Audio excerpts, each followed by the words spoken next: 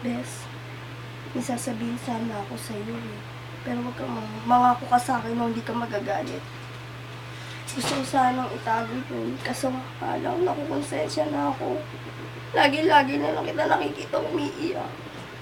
Kasi, Bes, ako talaga ang dahilan kung bakit naghiwalay kayo ni Kurt.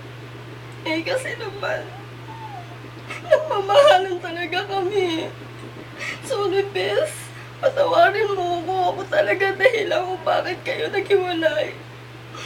Hindi ko naman alam na mamahalin ko siya eh.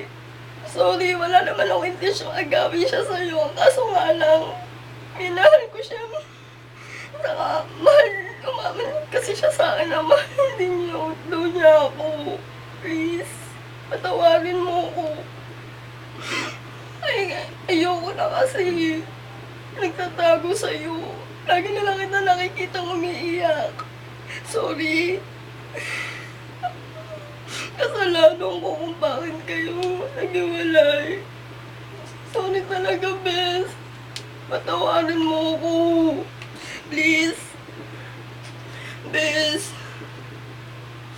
Best friend kita, alam ko. Kaya alam ko malaki kasalanan ko sa iyo eh. Hindi ko naman talaga sinasadya yung kanya. Please. Please lang, patawarin mo na ako.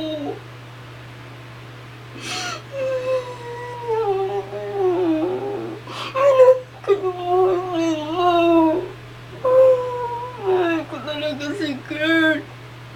Hindi ko ayaw mawala siya sa akin, please. Huwag ka na masaktan. Please lang, huwag ka magalit sa amin dalawa.